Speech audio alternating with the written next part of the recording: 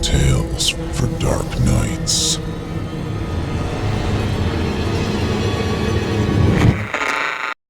Hey friends, it's me again.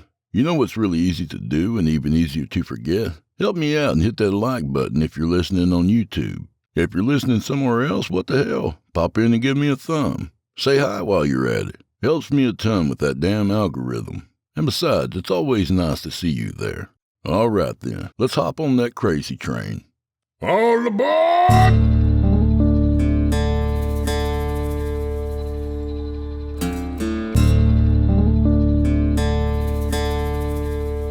Oh, shit.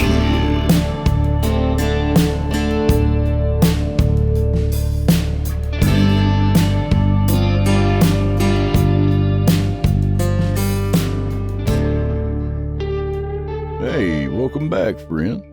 A notable day indeed here at Casa de Blood. The end of slavery and the beginning of season 11. It's a big Juneteenth premiere. And that said, I think it's only appropriate that I free Chester. That's right, fella. You're emancipated now. Go with God. Well, don't say I didn't offer. Anyway, come on in, friend. I just can't shake this scaly prick. Please, for the love of God, sign up over at Rumble and subscribe to us there to get all my shows on time. They're also on time on the podcast feed, so feel free to subscribe on your favorite podcast app. Also, visit simplyscarypodcast.com and click the patrons link in the menu at the top of the screen and join for as little as $7.99 a month. You'll get access to their entire audio archive, all ad-free and available to download or stream. All the above helps the network that I happen to work for. YouTube sadly does not. Also, feel free to visit me over at patreon.com/DrewBlood if you'd like. That helps me personally. Anyway, tonight we welcome back our old pal Frederick Pangbourne. Fred is no longer with us, but his brother Robert Pangbourne has been kind enough to help us keep Fred's legacy alive. And as long as we're here, he will be too. In this one, a tree farmer's quiet season takes a turn when one of his workers goes missing, and what's hiding in the forest turns out to be something no one was prepared for. So without further delay, from author Frederick Pangbourne, I give you, come out, wherever you are. The rising flames were alive as they reached up high into the night sky. A spectacular display of flaming illumination that desperately reached up to touch the stars. The entire perimeter was now connected and sealed off by the wall of fire, all except the front portion which I had intentionally left open. It would need an escape route, and it would be here where I would be waiting. I sat on the back of the Ford, the shotgun resting across my lap, as I patiently waited for it to make its escape from the hellish trap I had sprung. I took a drag off my cigarette and shifted on the tailgate of the truck. Yeah, it was only a short matter of time before we would finally confront each other. Remember those noises that woke everyone up last week? Asked Ingram from behind me. I was in the process of changing the plugs in an old John Deere riding mower in the storage shed. Though the new one was working fine, I had given the old one a bit of renovation and some much-needed maintenance, just to get her up and running again. A new air and fuel filter were fitted last week, and today a basic lube job and fresh plugs. You mean those cannon shots that shook my house? I replied as I continued working. You and everyone else in a 10-mile radius? Well, I was just down at the hardware store, and Miller said that the newspaper chalked that up to some meteorites that probably didn't burn up and fell close to here during that meteor shower we got. Ingram leaned up against one of the shed doors, his arms folded across his chest. Ingram and I had gone to high school together back in the day here in town, and when I decided to try my hand at running a tree farm, he was the first person I asked to be my right-hand man. The school was predominantly white with the exceptions of Ingram and two other students. He was a great guy all in all, got nicest to know in the senior yearbook. "Is that so?" I said as I loosened up an old plug with a socket wrench. "I guess that's as good of an answer as any. That first bang damn near caused me to fly out of bed. Jeff woke up hollering. Christ, they were loud." "You need a hand?" he inquired. "No, I've got this last plug and I'm done here. You get the oil?" "Yeah. Where's Gary at?" "He should be out there on the other mower in the forest." We referred to the 1 acre of farmland used for raising the trees as the forest. Rows and columns of roughly 1,500 pines, spruces, and firs are grown in that patch of land. Jeffrey, my 8-year-old son, and I always enjoyed walking amongst the lines of trees and looking down the seemingly endless columns of symmetrically aligned trees stretching off as far as you could see. It was like something out of Alice in Wonderland. "Guess I'll go see how he's coming along then," Ingram said, with a hint of boredom. "Okay, sounds good. I'll be out there in a minute or two," I said as I tossed the old plug into a trash can nearby. When Ingram disappeared from the open shed doors, I tried to think of any chores beside the grass out in the forest needing to be cut that I could present to the man to keep him busy, but there wasn't much to do. We still had another month and a half before some of the trees needed to be cut and shipped off. Until then, though, there wasn't a hell of a lot going on. I found myself putzing around in the shed more times than most, trying to occupy my time. Once the new plugs were all in place, I pulled up a stool at the workbench and found myself looking over the 3 chainsaws that were lined up at the end of the bench. I tried to recall when they were last sharpened. I wasn't sure how long I sat there going over the chainsaws when Ingram came rushing back. "Run!" he shouted before he had even reached the shed. The urgency in his voice quickly pulled my attention from the steel saws and off the stool. I met him at the open doors. "What's up?" From the worried look on his face, I knew it wasn't good. "It's Gary, Ryan. He's gone. I went out to the forest and the mower was still running with no one on it. It ran into a tree and was just sitting there. I went to turn it off and there was blood on the seat. Something happened to him and I can't find him. Shit! Come on." We both trotted off the hill where the shed and my home sat and down the dirt road to the entrance of the forest. I had hired Gary last year to give Ingram a hand around the farm when I threw my back out trying to lift the trailer by myself and not bending my legs. Always lift with your legs, they say. Gary was a tall, overweight kid who graduated from high school about 6 months ago. Likeable kid, though. Hard worker and never complained. He was nerdy like Ingram, too. Not like those guys from that Revenge of the Nerds movie back in the 80s, but always talking about those fantasy and sci-fi flicks. They would sit around critiquing and analyzing every detail about them. I wasn't big into those types of movies, so I could never really relate to their conversations.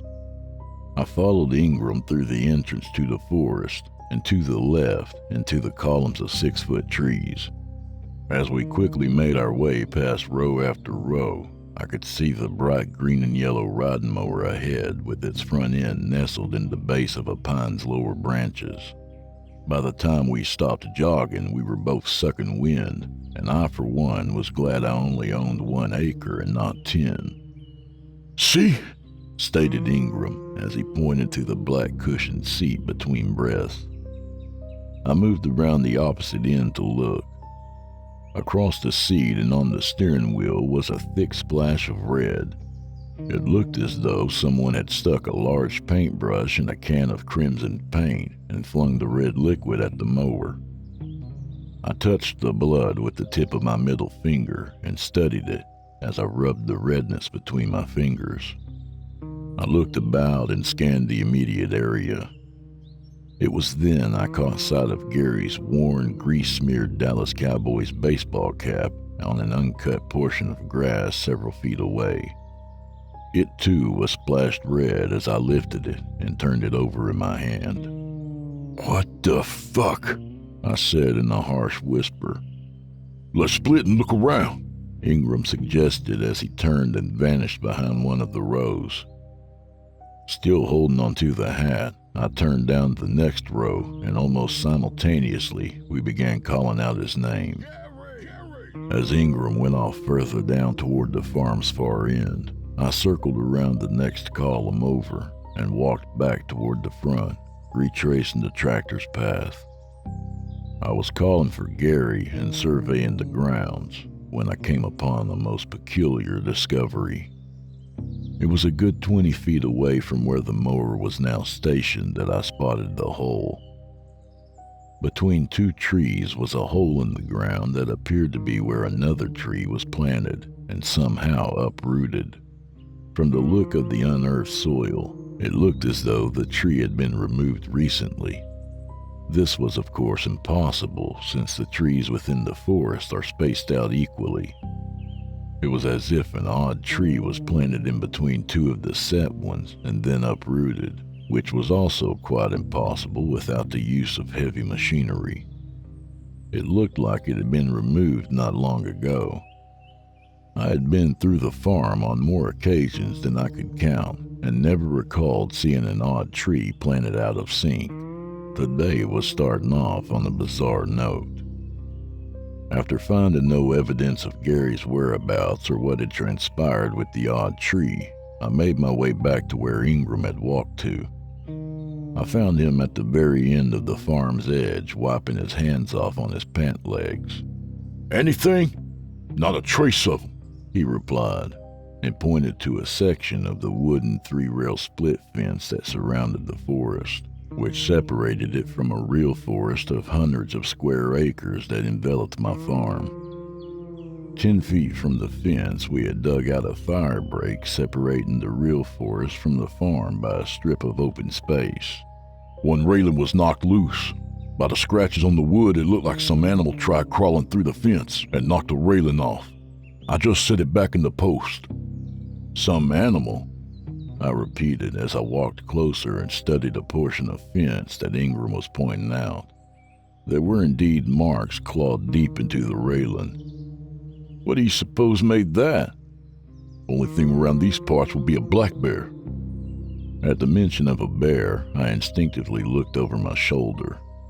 A bear possibly in the forest and Gary missing, leaving behind only blood, was an equation with an ominous sum. Ingram must have seen my nervousness and said in a false reassurance, "Well, I don't see any tracks or imprints in the grass, so maybe when it was pushing through the fence, the railing fell off and scared it. It took off back into the woods." I looked down at the blood-streaked hat still in my hand. "I think we should head back to the shed. Give the sheriff a call. Let him and his boys figure all this out. Come on." When we got back to the storage shed, I used the phone in there to report Gary missing and told them of the blood. They sent 2 patrol cars and an unmarked car over 20 minutes later.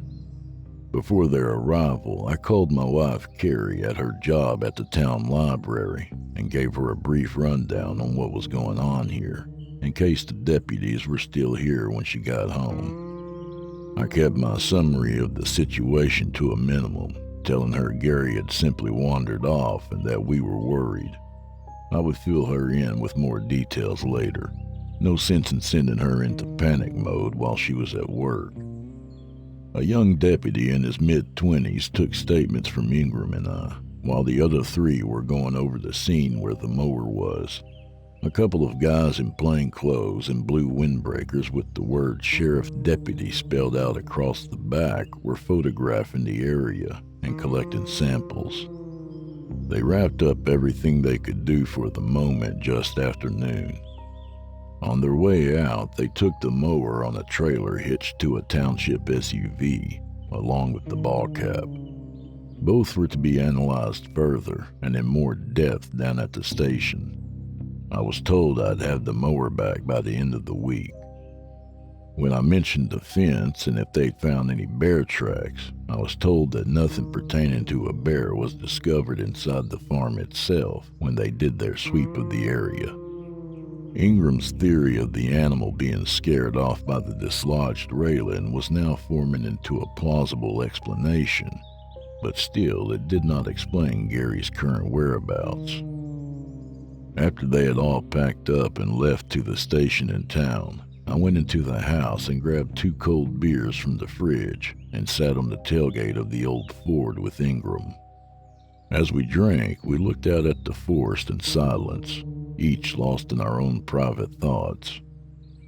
I contemplated if I should have mentioned anything to the deputies or Ingram about the hole between the trees. It seemed insignificant now compared to what was going on. Though neither of us mentioned that the disappearance of Gary unsettled us enough that we didn't want to do any more work, we decided to call it a day. Ingram suggested we go hit Maggie's pub in town for a few more beers, but I reluctantly decided against it. Figured it would be best if I stayed and told Carrie what happened while I was sober and not 3 sheets to the wind. I told him to ask me again tomorrow and I'd take him up on it. I would go inside and take a long hot shower and try to shake this depression that was hanging over me like a dejected umbrella. Though neither Ingram nor myself were in any way responsible, it sure as hell felt like I was. Once back in the house and Ingram was in his Jeep and down the road, I polished off 2 more beers and hit the shower in our bedroom upstairs. God, that shower felt good. I stood there letting the hot water cascade off me as my body slipped into a profound state of relaxation. Between the beers, the hot shower, and being mentally drained by the afternoon's unexplained incident, I fell onto the bed's comforter with nothing but a towel around my waist and fell into a deep sleep. Something pulled me from the dark, tranquil waters of sleep that I had been submerged in. I lifted my head, still dazed from being abruptly awakened, and looked at the clock radio next to the bed. 3:44. I had been knocked out for a good hour and change. I sat up and rubbed my face. The sound that had initially awakened me came again. It was Jeffrey outside laughing in a high-pitched shrill, and Carrie calling to him. She must have seen me fast asleep and decided to let me rest, taking Jeffrey outside to play. God bless her. Jeffrey didn't get out of school until 2:30, so they must have gotten home not too long ago. I threw on a pair of faded jeans and moved to one of the windows to see what they were doing. They weren't at the side of the house. The yard there was void of anyone. I heard Carrie calling for him again and moved to the next window facing the back of the house. The backyard was also empty, and my gaze moved further out toward the entrance of the forest. Nothing at first. Then I caught a quick glimpse of Jeffrey running between the trees, his bright red shirt boldly giving away his position against the greenery. I smiled as a game of hide-and-seek amongst the trees was taking place. It was a popular game with him that Carrie and I both participated in. My smile rapidly vanished, though, as the day's earlier events came back to me with the crashing reality of what had transpired. The mower in the tree, the bloodied cap, and clawed fence. I yelled their names through the screen, but no one answered. In nothing but those faded jeans, I rushed from the bedroom and down the stairs. I exploded through the screen door out back, almost sending it from its hinges as I leapt from the back porch, skipping all 5 steps. I yelled out their names again as I ran onto the dirt road into the forest. I hardly felt the jutting stones underneath my bare feet as I ran down the road and onto the grass within the realm of pines, firs, and spruces. I stopped between the first set of tree columns and listened for their voices. My panting, as my lungs sucked in the much-needed air, was louder than any distinct voices that I tried to uncover. I began to walk down the first column as my breathing began returning to normal, glancing down each row as I passed. I called out Carrie's name, then Jeffrey's. Nothing. I called out again as I made my way further back into the trees. I must have been about a quarter of the way deep into the forest when I heard a faint sobbing coming from my left. I stopped and tried to pinpoint the exact direction from where it came. I cut through a couple more columns, and the sobs gained in volume. It was Jeffrey. "Jeff!" I called out as I moved through another column. Suddenly, his red shirt became visible near the base of one of the pines. He was curled up in a ball, partially hidden beneath the lower branches of pine needles. "Jeff!" I said as I rushed to him. Dropping to one knee, I gently slid him out from the confines of the tree. When I turned him over, I saw thin streaks of red across his tear-covered face. Speckles of blood dotted his blonde hair. "What happened? Are you hurt? Where's Mommy?" I bombarded him with inquiries as I gave him a quick going over, searching for any type of wound. He appeared unscathed. "Where's your mom at, Jeff?" There was no answer given. Instead, he leapt into my arms. His arms wrapped themselves tightly around my neck. His sobs intensified as he clung to me.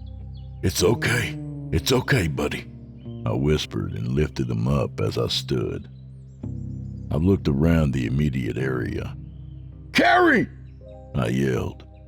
Nothing. I called again as I started to walk with Jeffrey still in my arms. "Carrie!" My bare foot touched something beside the soft grass. Carrie's glasses. Reaching down with one hand still cradling Jeff, I used my free one to pluck the glasses up. One arm was bent at an unwearable angle, and blood coated one lens. My lips tightened and quivered. An image of Gary's bloodied cap appeared in my mind. This can't be happening, I told myself. I looked around for any more evidence, and that's when I saw the hole. Or should I say, another hole. Just like the other one, it was oddly out of place in between trees and recently made. Something moved behind me, and I whirled around fast, nearly throwing Jeffrey from my arms. A few rows away, I caught sight of branches moving in the trees as if someone were moving through them. I called out weakly, "Carrie!" The distant treetops swayed as though something was pushing through them and moving further away. I slowly followed. I shoved my way between the trees, cutting through the rows while branches slapped across Jeff's back and my face. I called out Carrie's name every 5 or 6 steps as I pushed forward. Stopping between columns, I looked about, trying to get an idea as to where in the forest I was. My mind was racing with 1,000 different thoughts, and at times I found myself forgetting where I was or the actions I was performing. I switched Jeffrey from one arm to the other as they were aching from his weight. What to do? I questioned myself. Do I bring Jeff back inside and call the sheriff's department again while leaving Carrie perhaps wounded out here alone? Or do I continue trudging through the trees in hopes of finding her? My mind was drowning in a swirling pool of questions. My eyes began to tear up as a feeling of total helplessness fell over me. I could no longer deal with this situation alone. I turned in the direction of the house and walked. I made it perhaps 50 feet when I was struck. At first, it seemed as if a tree had crashed into me, sending me sprawling across the grass. The impact sent Jeffrey flying from my arms and into the grass. In an instant, I scurried back to my feet and searched for him. The bear from the fence was now back in the forest and attacking. I needed to find Jeffrey. protect him from the animal's assault. I saw him sitting there, his hands behind him, holding himself up. He was looking at something with the most frightful look I have ever seen upon his youthful face. I turned to see what could have terrified him like that, and when I did, I too donned the same dreadful mask. The shape that emerged from the line of trees was not a bear, but something else that was beyond description. A squirming mass that resembled a repulsive combination of tree, insect, and squid, all melded together in a sickly abomination that moved on long insect-like legs. Appendages of multiple sizes and shapes squirmed about inside the tree's branches as it moved from the column of trees toward Jeffrey. I screamed at it as if that would stop it, but instead a long spear-like limb shot forth from the crawling mass and impaled my son where he sat. A puzzled look fell upon his face as he struggled to comprehend what had just happened. I fell to my knees and screamed his name as loud as I could, as the pointed end of the limb had penetrated him completely, exiting his back and then opening like an umbrella without its cloth. In a violent jerk, the limb was retracted, the open umbrella end hooking into him, and Jeff was yanked from where he sat and into the body of the thing. Branches, insect limbs, and tentacles all closed around him as it pulled him into the mass. I could only reach out with my hand as the thing on its long praying mantis-like legs quickly scuttled back into the trees and away from the scene, leaving one of Jeffrey's sneakers in the blood-stained grass behind. I quickly stood and ran into the trees, screaming Jeffrey's name. Row after row I blindly stormed through, branches clawing at my bare skin as I ran. I ran in no set direction, for I knew not where the thing had gone, and I darted from one angle to another. In the end, I found myself lying face down in the grass, exhausted and inevitably alone. I was mentally shutting down. Whatever that thing was, it had taken my family from me in a matter of minutes and eluded me amongst the trees in my own farm. My emotions, like a metronome, swayed from blood-boiling anger to self-pity and defeat as I laid there in the grass. Lifting myself on unsteady limbs, I started making my way back to the house. The way I felt now, I prayed that the thing would leap from behind the trees and take me as it did my wife and child. It did not, though. I walked like some mindless zombie from the forest and up the dirt road, with my only wounds being scratches from the tree branches. As I walked up the dirt road, a sensation of tranquility washed over me, and it was while in this state of calmness that a plan assembled. I made a beeline to the shed and called Maggie's pub. Ingram was still there. I didn't divulge the gruesome details I had witnessed, but simply said, "There's something in the forest. It took Carrie and Jeff. I need you here." I scanned the interior of the storage shed and eyed a few items amongst the equipment that had lain strewn about that I would need to piece together this plan I had conceived. Nodding with satisfaction, I walked up to the house. Ingram would be here soon. The grandfather clock in the living room read 6:03 when I heard the door to Ingram's Jeep slam shut outside. I had a fully loaded 12-gauge Remington shotgun leaned up against the couch and was sliding a SIG 9mm into my waistband when Ingram came through the front door.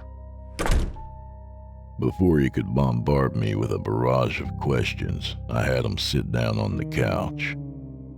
I couldn't sit at this point, and stood by the fireplace as I retold the previous events that had taken place after he left.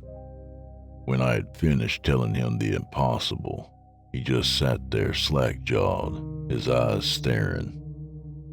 "I'm sorry, Ryan. I just need a minute to soak all this in." He leaned back in the couch cushions and took on the look of a man trying to mentally solve a complex math problem. He sat back up once he had finished sorting through whatever mental obstacles were obstructing his thoughts. "I'm going to go way out on a limb here, so bear with me. Plus, take into consideration that I've had a few beers in me already," he said as he prepared to propose his insight on what I had told him. "Go ahead." "Okay, I'm really reaching on this now, so again, bear with me. If what you just told me is the honest-to-God truth, and I believe it is, then this is what I think." He paused for a second, gathering his thoughts. "What if that thing you saw in the forest is some type of alien?" I scoffed at him and was about to walk out when he stood up and put out his hand. "Hear me through first, please."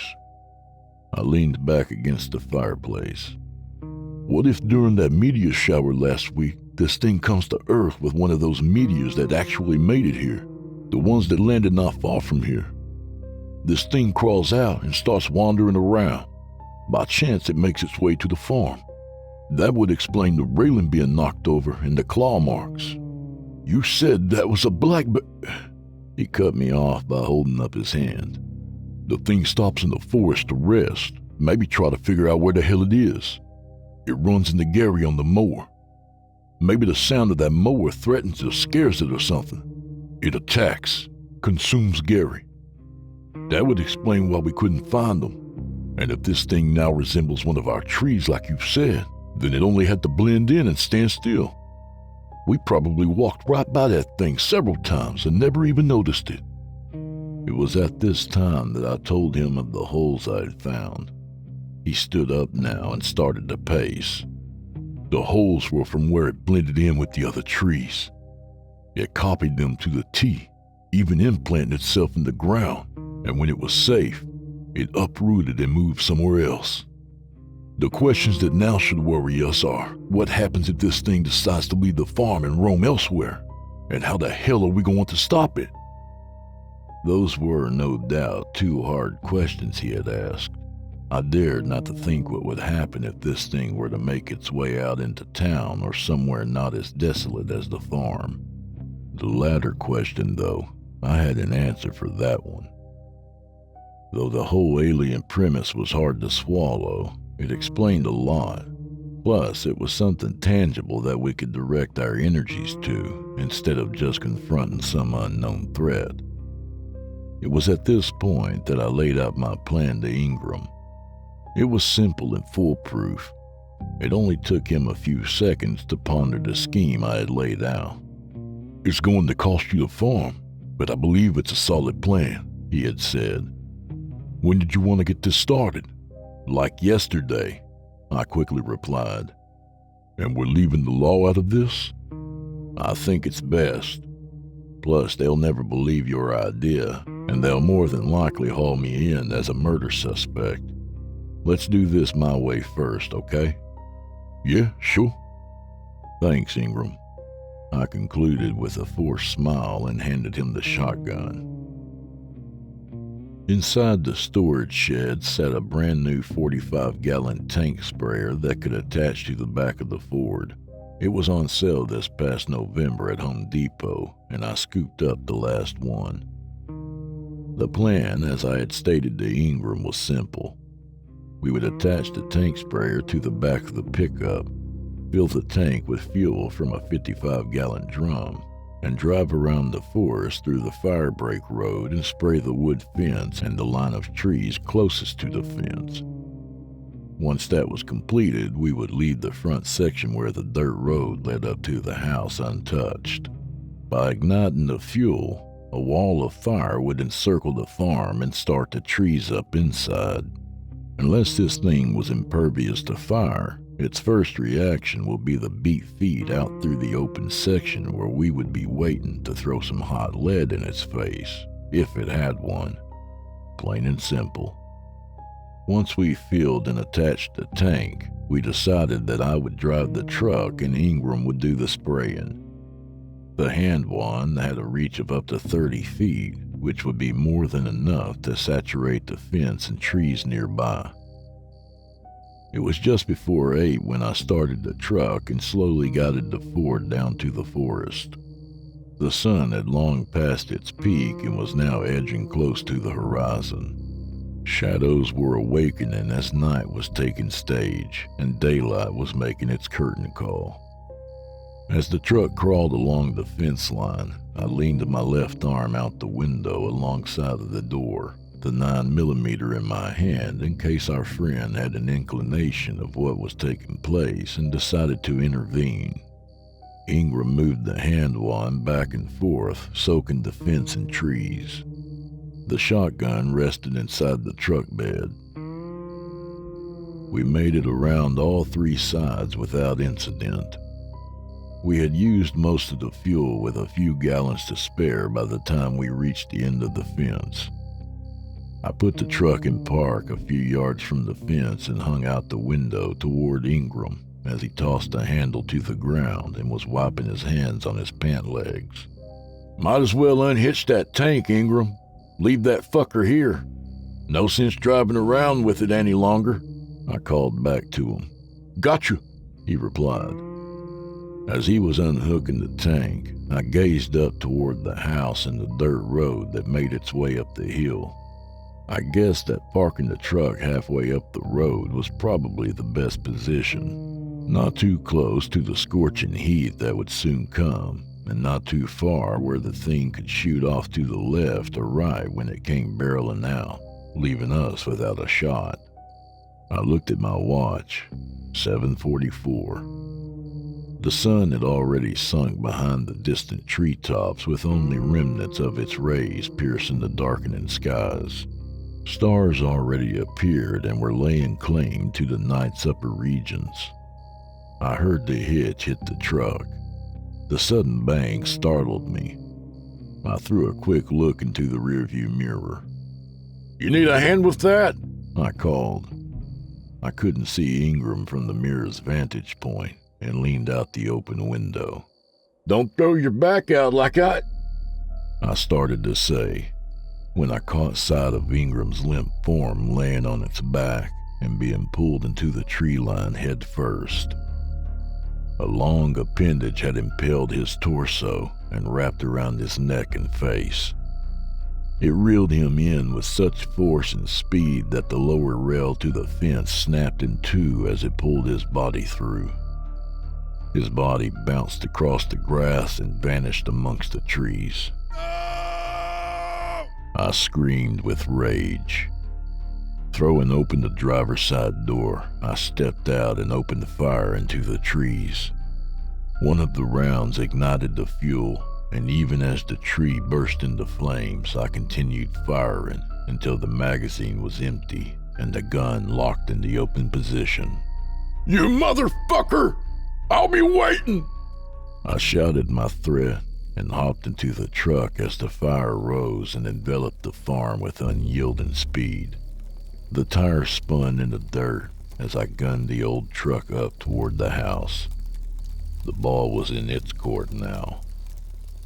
The rising flames were alive as they reached up high into the night sky, a spectacular display of flaming illumination that desperately reached up to touch the stars. The entire perimeter was now connected and sealed off by the wall of fire, all except the front portion, which I had intentionally left open. It would need an escape route, and it would be here where I would be waiting. I sat on the back of the Ford, the shotgun resting across my lap, as I patiently waited for it to make its escape from the hellish trap I had sprung. I took a drag off my cigarette and shifted on the tailgate. Come out, wherever you are," I said aloud in a singing tone. The entire forest was being engulfed before my very eyes. a whole acre of trees decimated by the raging flames. It wouldn't be long now. I only hoped that the fire department wouldn't show up before this thing came out. That would be a disaster on top of a disaster. I prayed that no one had caught sight of the flames just yet and made a call. Movement in the swirling smoke caught my eye. I watched more intently, making sure I wasn't witnessing some false trick being played upon my eyes.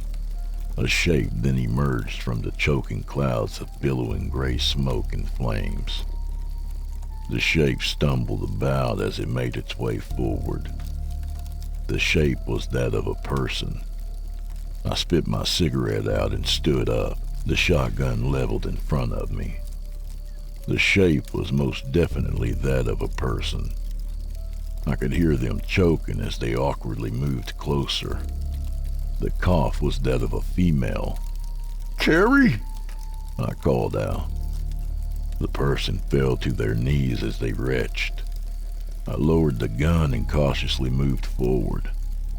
As I neared, I could tell by the woman's torn clothing and her disarrayed short blonde hair that it was indeed Carrie.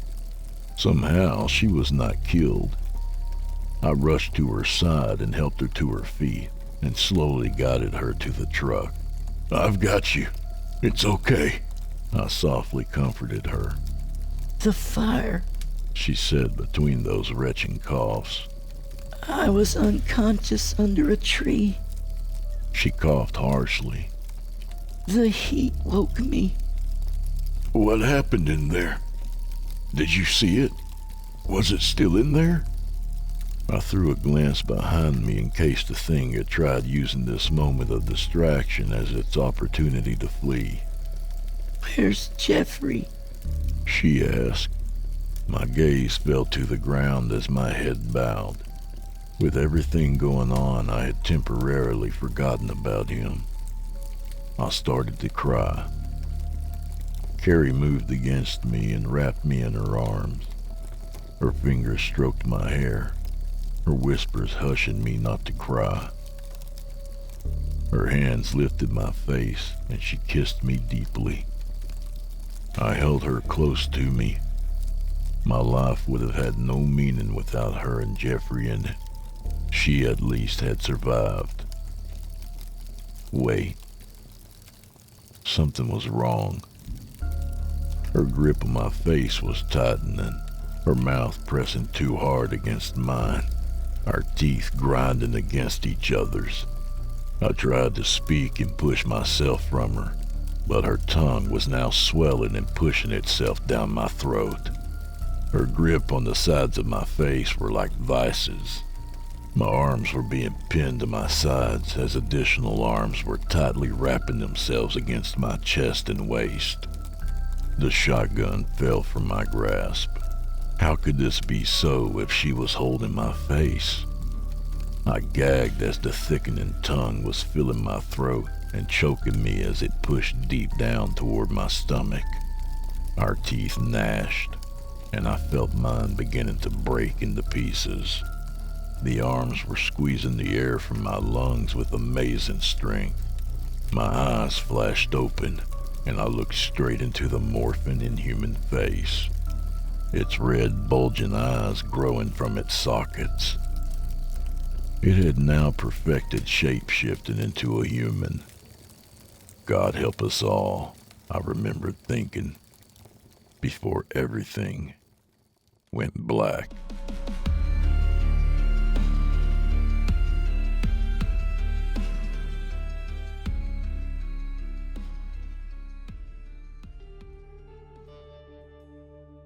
And that was Come Out, Wherever You Are, by our old pal Frederick Pangbourne.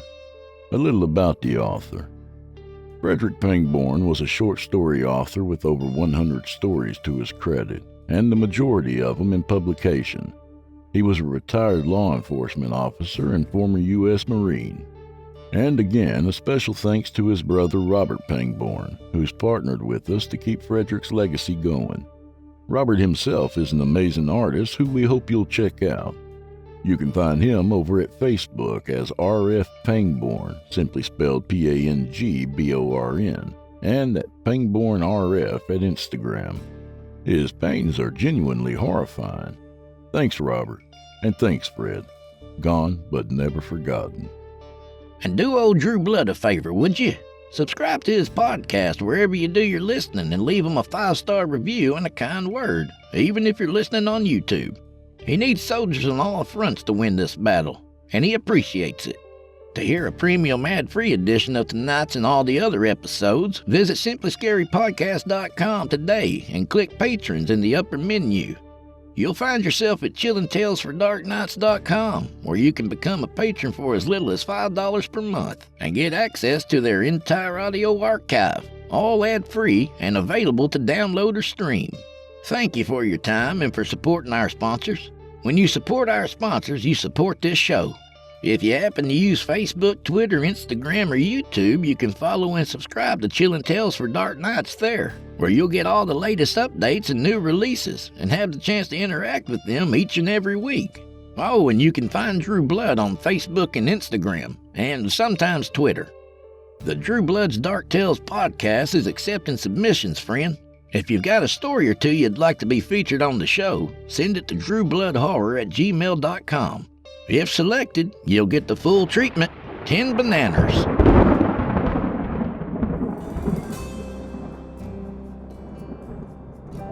Well, I'm afraid this is where we part ways, at least till next week. So grab a drink for the road, friend. While you're out there, don't forget to sign up at Rumble for me, huh? Do it for old Drew Blood. Real simple, same way you did on YouTube. And keep downloading those podcasts. Drew Blood, Horror Hill, Fear from the Heartland, Scary Stories Told in the Dark, and Chillin' Tales for Dark Nights. A big special shout out to all my patrons. Y'all's contributions help me and old Chester out more than you will ever know, especially now. So from the bottom of my heart, thank y'all very much. Patreon.com/Drew Blood if anybody would like to help me out personally. I appreciate it, y'all. So may the wind be at your back and may the road rise up to meet you. With any luck, I'll be back here next week for you. In the meantime, go fuck yourselves. That just keeps getting funnier and funnier, doesn't it? Thanks for putting up with me and old Chester for 10 seasons, y'all. Appreciate it very much. Here's to a great season 11. Good night, friends. And thank y'all.